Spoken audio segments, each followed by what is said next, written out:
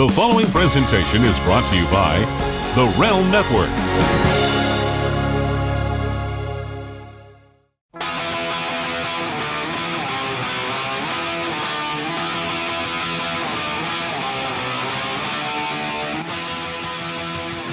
Here it is. I'm excited. Here we are in the Bill DeMott Experience, the network, BDE on the RELM Network. And what everyone has to know is that this is the final episode of the season. I'm looking over across, and there she is. You see her right there. I'm looking over across at Mama-san. You see Paula in the background, and Paula and I have been together making you laugh, making social media retweet hashtags. We've been talking football. We've been talking life. We've just been talking. And I cannot believe it's the end. This is it. This is like our season in review. This is our swan song as we get ready for what guarantees to be a long hiatus till preseason starts all over again. But first of all, I said it 2 weeks ago, and we missed you last week as your partner in crime sitting off to my left over here chose your Carolina Panthers, which I think was the big kibosh, sat in for you, and we had a hell of a show trying to fill in for you. But welcome back. The season. Thank you for the year. Thank you for everything on the football with Miss Paula. Here she is. Paula, what are we going to do now? Well, first of all, thank you. Thank you for having me. Like we said before, there was a million people you could have chose, but you chose me, so I feel special. I wouldn't have had it any other way. And yeah, you guys, you had a hell of a week last week trying to do that. I watched it and I'm like, oh boy. We were searching. Lacey sat off to the side as poor Lacey. I feel bad for her. He's over here, poor Lacey. And at the end of it, Lacey was like, she went through a wind tunnel. At the end of that show, she was like, but we had fun. And it's the funny thing, and I tell her the funny thing about her, and you and I too, we talk better football off the air. Yeah. And it's like the Cindy Brady thing when the red light goes on. But yeah, we tried like hell to get into the Super Bowl week, and we got through it. I saw a couple of tweets from people who've stayed with us all year. It said, we can't wait for Paula to be back next week and all that other stuff. So I'm happy you're back, and we're finishing off on a high note. Thank you. Lacey's looking at me like, I didn't do that bad. No, you did great. You didn't give her a chance to talk. Paula says, I didn't give you a chance to talk. Every time she started talking, you were like talking over her. That's the beauty of telling. It's just my podcast persona. You know, I listen to her all day long. No. All day, no, not a chance. Yeah. So let's get into that. Give me your thoughts. Give me what I say. Super Bowl. First thing that comes to your mind is what? I feel bad. Well, first thing that comes to my mind, and I thought about this the other day. I was like, shit, cookout. I lost.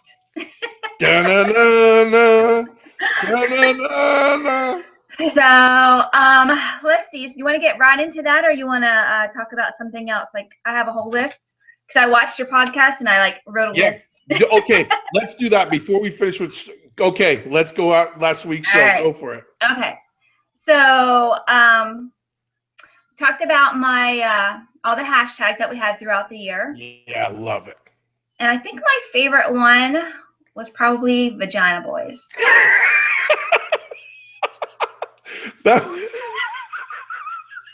Vagina Boys. Hashtag Vagina Boys. That was my favorite one. But the one we had the most feedback from was Snot Rockets. Oh, God. Yeah, I don't want to think about that one. Snot Rockets was not my favorite. Vagina Boys by far. I agree, hands down.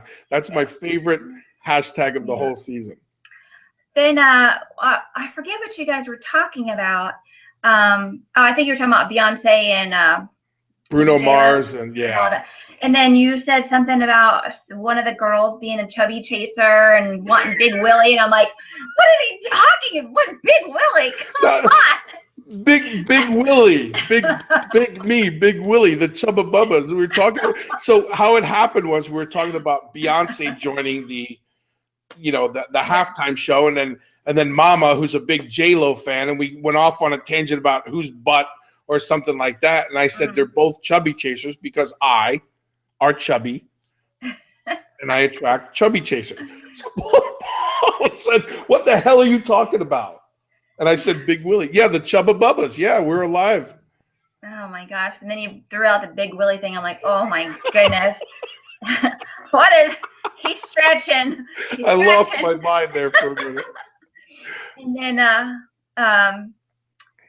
then when you guys were talking about the puppy and monkey baby, I didn't know what you were talking about because I hadn't seen it and I hadn't, looked. And then after I watched the Super Bowl, I'm like, what just happened? Puppy monkey baby. I still need to go back and like watch it where there's not a lot of, because I was at a Super Bowl party. So I need to watch it where I can actually hear it and like, because I didn't get it. And that's the ugliest thing. I don't get it. What was it about? The background story of it was I think they were doing some of the top searches of what people talk about. So it was puppies, monkeys, and babies. So Mountain Dew, as they do those weird commercials, so they put together puppy, monkey, baby. So that's really all it says: puppy, monkey, baby, puppy, monkey, puppy, yeah, puppy. That. So that was the thing. So that was the hashtag. And then you put your buddy, my son, in it, and he thinks it's the funniest thing in the world. So that was puppy, monkey, baby was hysterical. It's not real. It can't be real. No, and I mean they could have picked a cuter dog for the head, So they had ugly baby feet, an ugly dog face, and a monkey body. But yeah, and I thought about you because I saw it and I heard it and I'm like, that's what they were talking about. And that's the ugliest thing I've ever seen in my life. Tremendous. But, they always say, and like Kip always says, you may not remember the match that he was in, but you'll always remember what he was wearing. Yes. Because he always wore that crazy shit, So, great marketing strategy there, Mountain Dew. Because you don't know what the commercial was about, but you remember that stupid, ugly puppy monkey baby. I have no idea what flavor they were promoting or what the new drink was. All I know is when I hear that, I think Mountain Dew, and they've got me. Yeah. Puppy monkey. Yeah. I'm gonna have to go back and watch it. How about the Doritos commercial? Which one? The one where the lady was getting her ultrasound? Yeah. Yeah, I was disappointed in a lot of the commercials. I was too, but I was like, oh my. It's just they were more like ridiculous than anything. That and the diarrhea commercial in the middle of. I didn't see that one. It's just that they're in the middle of a game, whatever the sporting event. There's a small intestines or a stomach sitting there, and it gets up with its hands covering its ass like it's got to go to the bathroom. So it's funny. I think I was listening to Matt Lauer or somebody on Today's Show going, why would I watch with all the stuff I'm feeding in my face? Why would I watch a commercial about diarrhea? And that'd be a good time for the commercial. And I was like, that's ridiculous. Because in case all the stuff that you're eating, you get diarrhea, you know what to go take. I thought that was rotten. I thought the Butterfinger commercial with the guy on the bull jumping out of the plane and breaking just some of the most ridiculous commercials ever. I was disappointed. And watch them all because, like I said, I was at a party and they actually the people who hosted the party did games during the game. Like we played games, right? To keep watching the game interesting and stuff. So when the commercials were on, we were playing games. So some of them we watched, some of them we were talking and playing, but yeah, so I have to go back and watch them all. But I remember the Puppy Monkey Baby one. Puppy Monkey Baby. The Doritos one, but the rest of them I don't remember. Yeah, I thought it was, and again, my favorite one was the Budweiser with Helen Mirren, where she just called everybody who was driving drunk a putz. Oh yeah. So that that one hits a whole different way, but that it was. I like the Kia one too. Yeah, I drive a Kia, but yeah, that was a good one. I thought that was a really good one. Yeah. They're chasing them, and then I guess the follow-up was where they made the cop car into a Kia so they could keep up. So I thought Kia did a good job. But the rest of them I thought was awful. Usually it's some really good ones. Yeah, I know. Not this year. I get a couple giggles out of the dogs dressed as hot dogs, but it was just a giggle. Oh, yeah. Because it's dogs and it's cute, but the commercial was the shits. Yeah. Because I have a wiener dog, so. Lacey liked the Super Bowl babies. how they did every year. Like if so the conversation was in every city that won the Super Bowl, whatever city it was, that's the biggest growth of. Oh yeah. Mm-hmm. So when they did the Giants in 2008, Lacey was like, "Yay!" Because Butchie, that's how he was a product of the Super Bowl in 2008. Product of Big Willie. Big Willie, puppy monkey baby. I can't say it fast, so I can't say it. Oh my goodness. So that was it. I thought I'll tell you who surprised me. What I liked about the Super Bowl that I'm not a big Lady Gaga fan. I'm not either. Only because she's been a little outrageous. I just don't follow a lot of that stuff. I thought she did a great job singing. I thought she handled it really. She got a hell of a voice. Like I sat there and I said they were like, man, that was impressive because I was waiting for some ridiculous version and she's got some chops. So I thought that was really cool. I liked that a lot. Yep, she was good. Let's see what else. We said we weren't going to talk about Super Bowl and we started talking about it. Anyway, so how about Dirty Cleveland? Hey, what the? If people would listen to us from day one of our show, from day one of talking football with Miss Paula, there's always been a Manziel-ism or, hey, this kid's too cocky and he's not, you can't make it in this league doing that. And it gets to the end of the season. And this guy, but it turns out he's in a lot more trouble than just football. Like he has some stuff going on, man. And it's, I feel bad for people in that situation. And I felt really bad. I'm not a fan of him football wise. Right. But you never want to hear, and you and I talked this, so we never want to hear something bad. The fact that his agent dumped him. Like that's it. He feels like that kid's never going to play in the league again. He dumped him. So he made his money off the kid. He got his percentage and he dumped him. That's when I went, man, there's more to this than just. Well, you got to think, like, under what his upbringing was. Like, did he grow up in Cleveland? Did he, was he one of those that came from, he was dirt poor and then, came into all this money and doesn't know what to do with it, and he just goes and spends it and just gets in trouble and sorry. No, that's okay. Say hello. There you are. But so he gets all this money and then he has an agent or a manager or whoever who doesn't or tries to steer him in the right direction and he doesn't go that way and he just goes crazy because he's got all this money that he's never had before, and so now he's getting in trouble. And you know what I mean? It's just where did he come from? What's his background? Yeah, I think, that's what a lot of teams are doing now. They're talking about the quality of person as opposed to the type of athlete. Because ever since college, this kid's had the limelight on him, and there's always been some controversy. There's always been something, and we've talked about it all year. And the fact that he's in.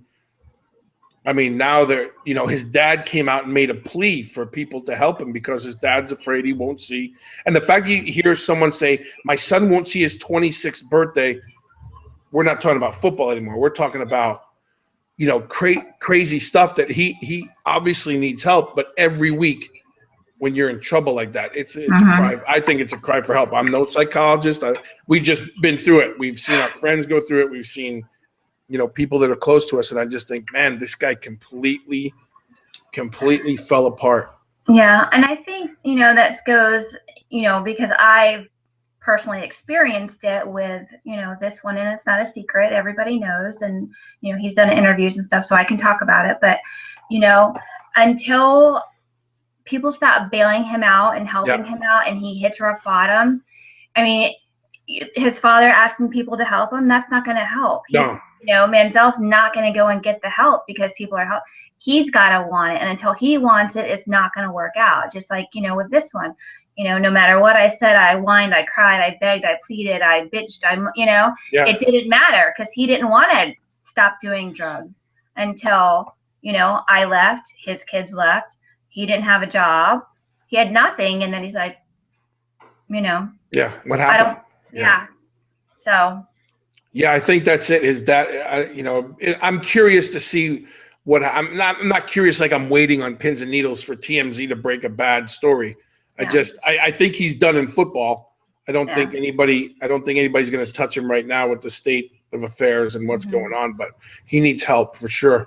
And part of me, entertainment wise, goes, "We told you, told you." Yeah. But the off the entertainment side goes, I hope he gets some help, but he's in a lot of trouble, way past football. Yeah, it's sad because just like with the whole Lamar Odom thing. Yeah. I mean, the Kardashians went to his side and helped him out and whatever, but he didn't do that on his own. Yeah, they helped him. So is he gonna relapse again? Is he gonna? So, and it's sad because I see people making comments and, calling them, pillhead and druggie and this and that. And, just, I don't like that because like I said, I've experienced it. And until you've been in that situation, you don't know. So don't make comments like that. Right. So, and I feel sorry for Lamar Odom and, Manziel if he does have, a substance abuse problem or whatever kind of problem he has, because it's not something that he chose. He didn't choose that.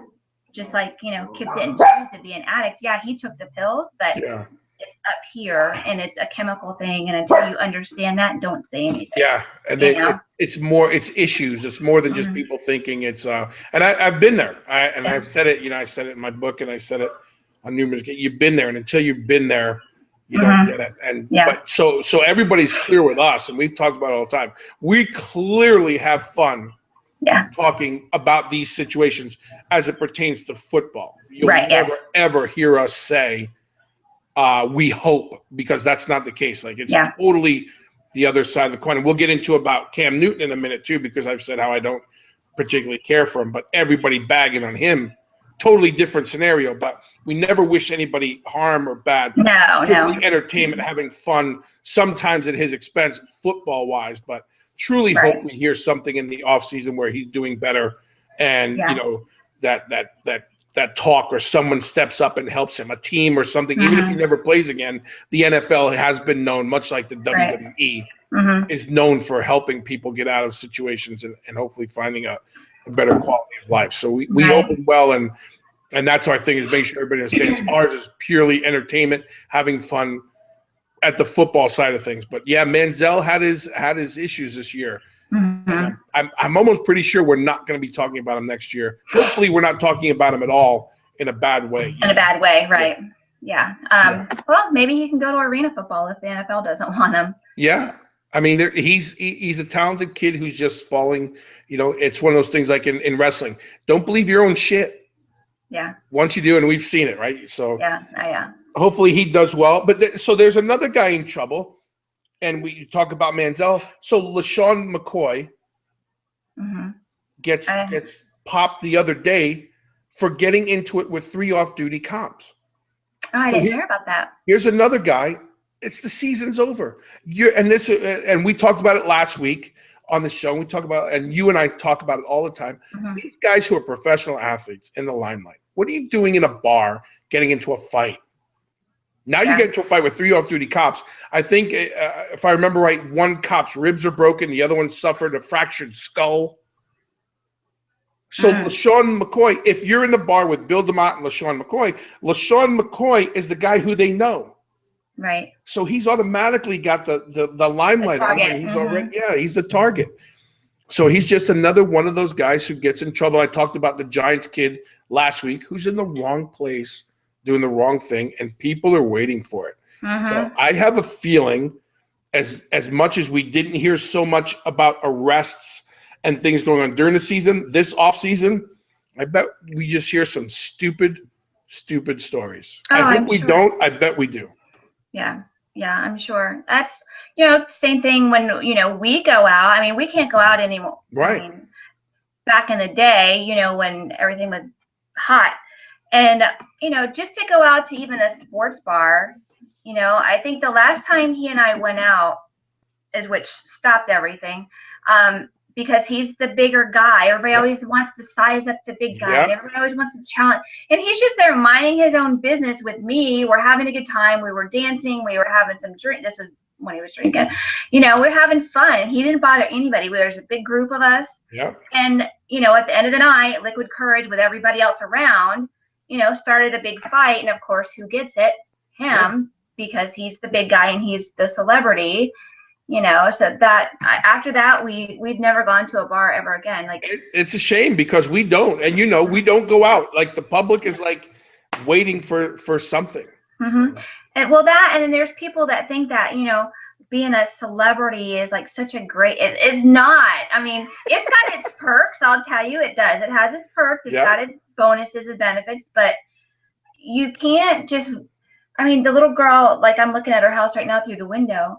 She knows who Kip is, and one day came and knocked on our door and gave him like a little, it was cute. She's, at least she's not bothering us every day, but, had written him, I think it was a Christmas card, like handwritten him a card and stuff. And, I always see her peeking out the window and, it's just, we go to Target and it's like, what are you doing here? Shopping? Like, is there a store that celebrities are supposed to shop at? Yeah, because it's not Walmart or Target or Publix. Yeah, like, what are we supposed to do? Hire someone to go do that for us? Yeah, we have that a lot, and that's why we don't go. And we'll have people, you're in Publix at the frozen food section, and someone's peeking around the corner pointing at you. Yeah. Like, I just want some tater tots. And then you see this. And to make sure, There you go. Here you go. Okay. Yeah. Yeah, it's crazy. So yeah, that's always going to be the thing. Stay the hell out of. I mean, don't hide, but you got to stay out of. You got to stay out of it. Breaking, is that breaking news? Is that what you want me to do right now? Breaking news. Your counterpart here just showed me a picture that said Puppy Monkey Baby has made more Super Bowl appearances than Tony Romo. That's your partner. No, I'm not even. I'm not even going to entertain that. Not even going there. She said, "Shut up." No, I didn't. I would never say "shut up." Puppy Monkey Baby. Speaking of "shut up," so I have a surprise guest. Well, he's not a surprise, but he's going to make a little appearance here in a little bit, and he's got a black eye. And I'm telling everybody, this is what happens when he talks shit. And is this from boxing, or is this because he talks shit? No, he doesn't box. He can't because of his shoulders. No, he was in London all week and got kicked in the eye. So now I tell people, see what happens? I'm sticking to you beating him. That's the story I'm telling. Every time he gets a black eye, I'm like, yeah, that's because he back talks. Unbelievable. So we have you. She's not even going there. I'm not entertaining that because she's not entertaining that. If it was a cute puppy monkey baby, then maybe, but it's not. So. She's the puppy monkey baby. She wants to know why it was an ugly dog's face. You don't even know what dog's face it was. You just think it was a what? A pug. A pug. Yeah. I don't know what that is. They're ugly. It's ugly. It looked like I thought it was a monkey from top to bottom. How about your boy? Let's talk. How about your boy, Tom Brady, getting booed? Booed. Yes. I laughed. I loved it.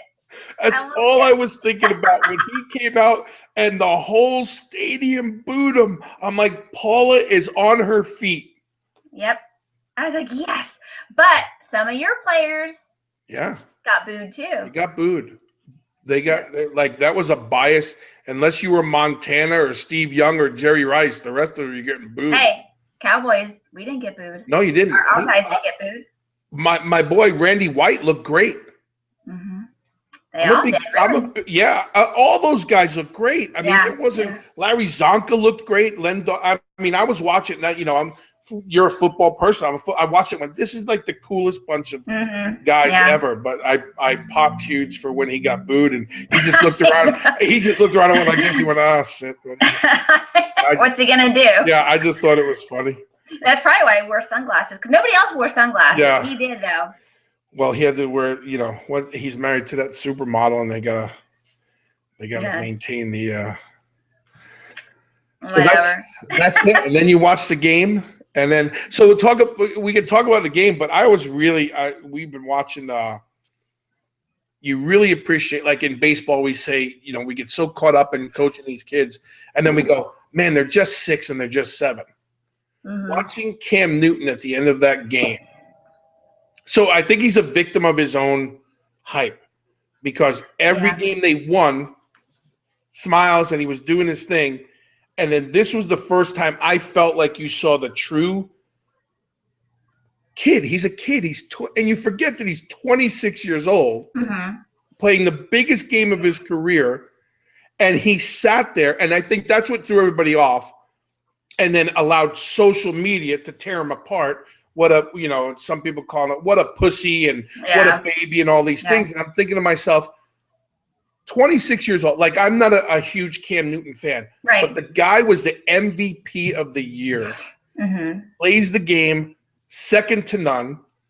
Brought his team, along with his team, went to the Super Bowl, and he lost. And that was the first time you reminded he's 26 years old. He's a kid, and he got beat by not just by a legend, but they were upstaged when they did so well throughout the year. And everybody decided that was the time to take shots at this guy. And I went, God, dog, this is the age we're in. Yep. They got beat by the Broncos defense. There's a defense that won, and nobody. I don't think anybody said different. No one said like, oh, they were tremendous, and he was trying to do his thing. And then when he walked off, I think he's just a guy who had just defeated, as well he should be. But at 26 years old, and 2 weeks from now he'll be better, and I'm sure he'll come out with a statement or. Yeah, and that's the thing is, I was reading some of the social media stuff, like on Twitter and on the NFL site and stuff, and people were beating him up because when he did the interview afterwards, and he really didn't say much. Yeah. And they were calling him, a poor sportsman, and stuff like that. And I'm like, I think I posted something, and I said, have any of you that are beating him up, like, have you ever played sports? You're right. Like, do you know what it's like to win the biggest or to lose the biggest game of your life? Like, that was the biggest game of his life. He just lost, and you've got 45 different cameras and reporters all in your face when you just lost the game. Let the man breathe. I'm not going to want to talk either. I just lost. I don't want to talk to you, and you're asking me questions. So how does it feel? How the fuck do you think it feels? That's it. They were baiting it too. Are you disappointed? Like, they're waiting, and I think that's just media in general. So we talk about normal, whatever's considered normal people looking for that thing to piss people off. Now you got the pros and the media doing it, and I felt for him. Like, in 2 weeks or whenever he comes to terms with it, I'm sure I'd like to think he makes a statement and go, man, I'm sorry for the way I react. If he does or doesn't, I'm not going to lose any sleep over it. Right. But they really beat him up. And the fact that he's a 26-year-old kid who just played in the biggest game of his career, and there's some people that never even get there. Right. And you have a great point. Until you've played in that game or stepped on that stage or whatever it is, how about just going, okay, leave it as you lost, move on. Right. Or say the fact that you're the MVP. Yeah. Who wants to talk about being a loser? Yeah. Well, we lost. Yeah. I kind of feel like crap right now. Yeah. And then they're asking him, well, what do you think the other team did? Well, were you not watching the game? Like, I don't need to answer these questions if you were watching the game. I can't speak for the other team. I can only speak for my team, But, yeah, let them breathe. Give them, a couple days, and then let's do the interview. Yeah. So but they were calling him unsportsmanlike, but they didn't, did anybody see the picture of him, like, going and hugging, Manning after the game? Yeah. Congratulating him? That's not unsportsmanlike. And Peyton said it too. They had words, they had kind words at the end, and a lot of the guys were just thinking. And Peyton said he was very gracious and all these things. And you don't unless you're one of my teammates or a guy I shared a locker room with. I don't owe you an explanation how I feel. Yeah. Don't you feel that his persona being what it was, he wasn't going to say anything right afterwards? His football persona. That's what we talked about. His football persona. Is Cam Newton, the big smile, chewing the gum, giving the balls away, cocky, all these things. And that's what I was saying here at the house. Anything he said at that time, he was going to get scrutinized for. So walking away, in my opinion, smart move. Yeah. Otherwise, you'd be telling some guy to, dropping the F-bomb and doing something. But he's a class act. I said all season I don't get it, and I don't necessarily have to be a fan to know when you see a class act and the stuff he does off the field and his foundations and all that stuff. So I hate to see him get beat. That's my whole thing. Like, I watch football and go, everybody played their ass off, and the refs let them play, and the game could have been better. Sure, it can always be better, but it was a good game. At least it kept you wondering, is it going to come back and all that stuff. So I was happy with it. I think, everybody's trying to build up Super Bowl 50 as more, but I thought we saw a good football game, and defense was it. Mm-hmm. Yes, exactly. So, I even ordered what was that? And what was that? She's upset. She's crying about Cam Newton. I think she. I didn't know if someone was blowing their nose or if you just farted. No, it's not me farting. That's her blowing her nose in the middle of my show. You cannot defend that. Paula thinks I'm over here farting. I didn't think you could hear it. Couldn't hear it. It moved. My hat was not backwards when you made that noise. Like train coming through. Train coming through. This is what it was last week. Unbelievable. Anyway. So that game was over. So that game is over. This is the hottest topic of Super Bowl 50. I mean, everybody's asked the question, Peyton, what are you doing? Peyton, what are you doing? I get it. Who cares? We'll find out later. He's done. Who cares? He holds all the records. He's going to drink Budweiser. I'm going to drink Budweiser. I'm going to go kiss my babies and drink Budweiser all night. That's what I'm going to do. Yeah. Which was tremendous because I know Jerry Briscoe loved it. That's all he tweeted about. But the biggest conversation coming out of Super Bowl 50, the big one, 5-0, is who is the hot referee? Oh, yeah. Did you see that guy? How the hell did that guy get all the plug? You get one or two women and people who are watching the game because of the Super Bowl, and this is my time to get drunk at home and eat wings, and all of a sudden this guy, Cleet, whatever his name is the hottest thing ever, and he's on talk shows now. Nuh-uh. He's making the circuit. I'm going to have to look him up because I remember seeing him. I'm like, damn, he's cute. The one girl posts, look at the arms on this guy. Thank goodness he's flipping the coin. I mean, it was some of the most ridiculous. I'm sitting there going, and he's not. He's like the guy. Yeah, I think he's cute. He's like the guy from Weird Science with a referee's hat on. The guy with the long face. He had the thing. That's funny you say that because that's what I think about a lot of sports people. Right. They look good in their gear and their uniforms, and then they take it off and they're in regular street clothes. And you're like, oh. Yeah, what happened? Put your helmet back on. Yeah, put your helmet back on. So much better. But that guy, so out of Super Bowl 50, I bet that ref, he quits. He never wants to ref again. He's on the circuit. We're going to, whatever your name, Cleet, Bart, whatever, call us next season. Let's see what you're doing. Yeah. But we've had a great year. It's, Yeah. I can't. How do you finish a year with the referee, the head referee being the hot topic? The hot topic, and the guy's making the rounds. Peyton Manning went to Disney World. He has kids. Everybody waved. This guy's making the talk show circuit. But I think we've seen the end of Peyton Manning on the field. Yeah. I think it's only right. He has 200 postseason career wins or whatever it is, which makes him number one ahead of Brett Favre. I thought it was funny, and with Talk a Little Giants, I thought it was funny how everybody got on Eli. I think it was a 2-point conversion, and they made it, and Eli had that look of like, that face that Eli has all year round, that non-committal face of like no emotion, and everybody was jumping on him, and then finally Eli answered it because everybody tore him apart. Be happy for your brother, you miserable bastard. And Eli finally came out and said, no, I'm thinking about the next play. Like he was on the field being a quarterback. Thinking about the next thing, but I thought it's funny how everybody's jumping up and down, and Eli had the duck face on. Does nobody watch Eli play? That's the only face he has. It's the only face he has. It's all like the guy has the emotions of my cigar. It's like that resting bitch face they call it. There it is. On the final in the season of review, Paula has done it again. Hashtag resting bitch face. That is the best. That supersedes Vagina Boys. Everybody tweet us this week as you see this show. Resting bitch. I might use resting bitch face all the way until preseason. Okay. That was awesome. I don't know how you do it. We're going to have to do something else.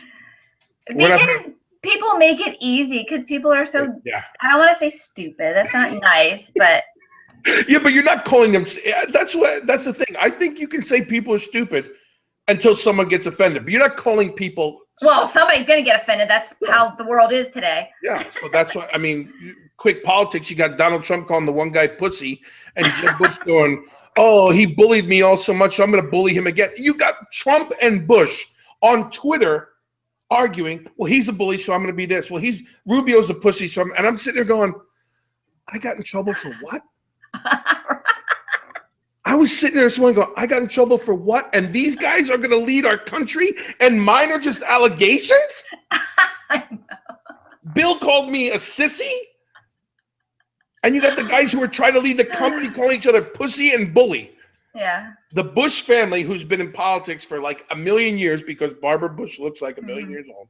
Mm-hmm. Jeb Bush goes, well, he's a bully and I just wanted to give him a piece of his own medicine. So I tweeted him something bad. What are you, 12? And I went, if this doesn't get me reinstated or make me a politician, nothing will. Yeah. But I digress. What is that? Tit for tat, nana boo boo? Yeah, that's it. Yeah.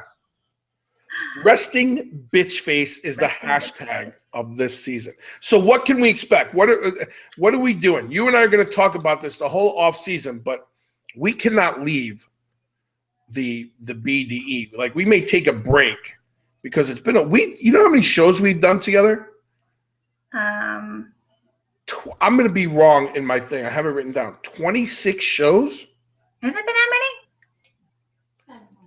I think it is more than that. I think it's like 26 shows. 4 preseason. We did 4 preseason, one before we started the preseason, 17 and then postseason. It's something like 26 shows. So you and I we have covered half a calendar year together. Wow. So people, like, you don't realize that now, and then when we're done, you're going to get off and go, I'm freaking tired. Yeah. You're going to be like, wow, that's a long show. So we're going to have to figure this out. And I keep telling your counterpart, we're going to have, on the off season, you two are going to do a version of The View. Okay. Yeah, we're going to put you on the build, and I'm going to be out of it. You two are just going to do your week in review. Kind of like my face value, but we'll figure it out. Wrestling Wives of the podcast or something like that. We'll work it out. That's your next. She zipped her mouth. How much more trouble can we all get in? I haven't even started. Oh, God, leave it alone. Leave it alone. Let us finish the year that. Oh, her and I could have a good time with that. Oh, man. She is banned from all social media. That's why she doesn't have social media, because I will say this, like, my wife's quiet, but you cuss her man out, she's going to come after you. And she's like building. It's like a head of steam. Oh. If I ever just say one day, take my Twitter and have at it, so when we move back from Cancun, because that's where we'll have to go, so there's water between us and the rest of the world. Holy cheat, simmer down. This is the season in review. Listen, I know. That's why you two. We'll have to discuss. Many times I've been on here, and I'm like, oh, I can't delete. Oh, delete. Yep, just one time. So this is going to be your format. We're going to figure it out. I'm going to leave it up to you two as I go off and do another project. You guys figure out. Last night I was not last night, but the hell? I was watching a particular show, and particular people came out on this show, and I'm like, oh, hashtag HGH at its best. Kip just looked at me. He's like, don't you dare. Shh. But you have, I think certain people have I don't know if it's a right, but certain people can speak on things. I think other people talk about it because they hear people talk about it. But if you've been through it and you've lived it and you felt the repercussions, good, bad, or indifferent, then I say that's kind of where I'm at 50 years old. I'm like, what else? And I don't mean what else could happen to me as far as that concerned, but I figure after a while I'm just going to go, what else could possibly happen? And just speak my mind. Yeah. And try to do it in a respectful way, but sometimes you just got to throw it out there. I think if you just tell the truth, I mean, you can't get, and that's my thing. I'm just going to tell the truth. Yeah. And, going to get in trouble for telling the truth. Well, just there it is. Yep. So so that's my next thing is booking you and Kip on a version of Turning Point, because that's all I do on Turning Point is talk wrestling. And that's where we can just talk wrestling as it pertains to people that have done it, not people who think they've done it and went through what we've gone through. So we're gonna do that coming up. I'm gonna let you and Lacey figure out all the all the logistics about getting together. Wives Gone Wild is what I'm gonna call it on the BDE. I like it. And then we'll go from there. So that's it. And by the way, I finished off the year with the win. I had a 50-50 chance. So you say I had a chance. And I took the right one. Your boy Butchie was super pissed off. We told him he could stay up and watch the whole game. It was around 8:30, halftime came on. They were losing. Carolina's losing, I'm going to bed. Get himself to bed, woke up the next day, goes, yeah, I know Denver won. Let's move on. That's exactly what he said. Really? Yeah, because he figured Carolina. He woke up already knowing the answer, didn't want to talk about it anymore, and it's baseball season, so he's over it. But he was pissed. Good for him. Season's over. Move on. Next. That's it. So that's what we're going to do. The season's over. Without all the statistics, you beat me hands down every week on the picks. You rock. It's been so much fun. Where's the black guy? Where is he? I want to see the black guy. Hold on. Babe, come here. Yeah, Kip got his ass handed to him for disagreeing with Paula in the Super Bowl. That's the story I'm telling. Hold on. Put a shirt on. First of all, put a Sit shirt down on. so they can see you. Hey. Put a shirt on. Listen. Can you hear that clicking? Yeah. That's your ratings going through the skyrocket because I just came on your show. That's unbelievable. What is wrong with you? You can't say that. Can you see his eye? Listen, you can't argue with your wife at Super Bowl and get a black eye. No, well, that's what happens. That's what happens when you walk in the door from Europe and not bring home enough money. I missed you. Yeah, that's it. That's our greeting. We don't greet like everybody else. You can kiss and stuff. Why do that when you can just punch me in the face? I can't wait to see what you guys do on Valentine's Day. Stop sending her to boxing classes. Yeah, right. Exactly. Stop doing it. How you doing? Good. Just did my Europe tour. So how dare you take a day off? Yeah, well, it's one day. He just got home last night. He's home today. He leaves tomorrow to go to Maine. Comes back home Thursday, and then we leave Friday to go to Indiana. Attaboy. Oh, you didn't. We're really going to Cleveland. No, we're not. Cleveland. See, he's in on it. Cleveland. That's awesome. So I was telling Paula, when you get back, we're gonna do a turning point, and we're just gonna shoot the crap about wrestling and life and traveling and stuff. Sure, love to. Sounds good. I appreciate it. Love to. Your wife was. I'm surprised she even Yeah, I know. I'm surprised she even lets me in here on her show. She said you're gonna have to pay her. She said she's gonna charge you a small fee. She's gonna have her own show. My whole channel is gonna be the Paula Network. Yeah. I'm surprised she hasn't taken this over and just have you as a guest. She's about to. I appreciate it, Billy. All right, buddy. Travel safe, man. All right. Now get out of here. Put a shirt on. Put a shirt on. Well, I'm in the middle of doing stuff. He says my ratings just went up because he came on without a shirt on. Don't make Big Willie take his shirt off. It may take me another episode to get it over my big head, but I can get it off. All right, Paula. Okay. Thank you so much. Thank you. Everybody, this has been the best football season I can remember in a long time. Here's the good news. We're coming back in football season, and we'll start it all over again in preseason, but don't fear. The BDE on the RELM Network. This is not the end of Paula. I will keep her busy on the off season and before preseason, and she's going to have her own. I'm going to branch her off and have her own show. But everybody who's watching, the dogs are happy the season's over. Billy's happy the season's over. I know Lacey's happy the season's over.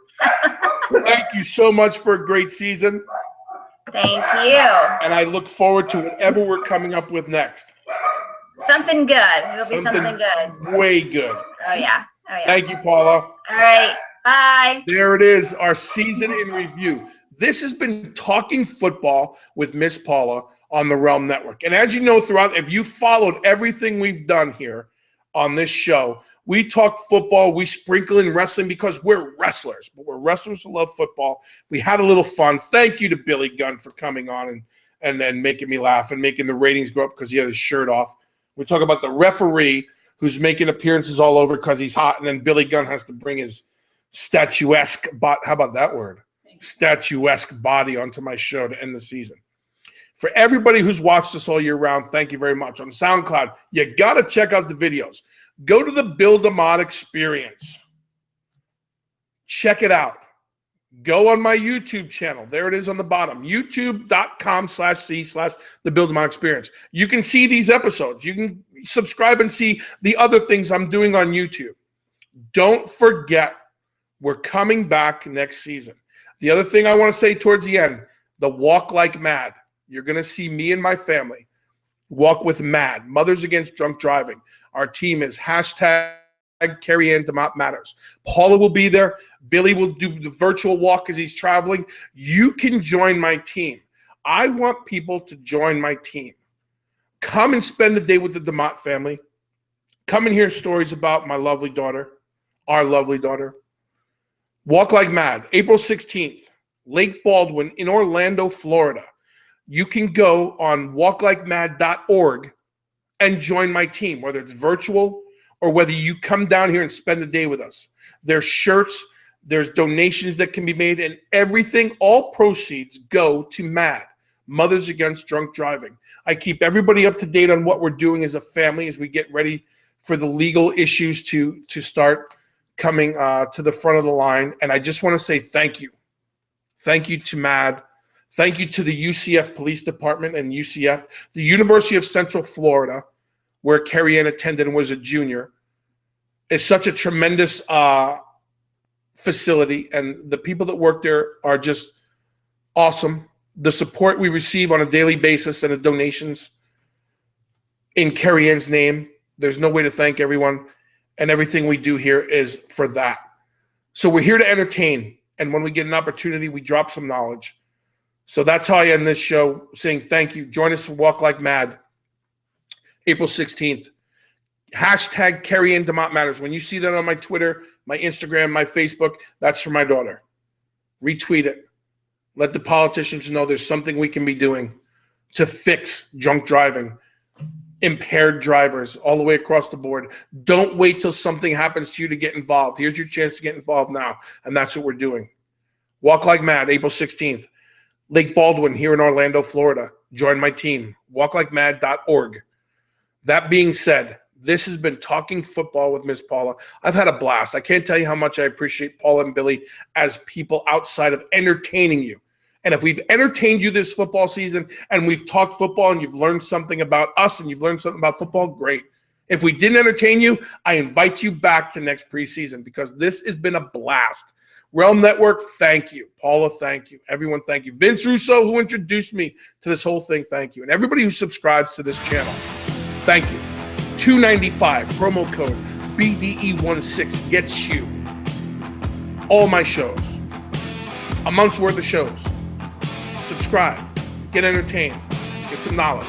We have Face Value, we have Turning Point, we have great interviews, and we do all this here on the RELM Network. So thank you to everybody. Paula, many thanks. The New York Giants, go Giants. I'm wearing what I started with, my Giants regalia.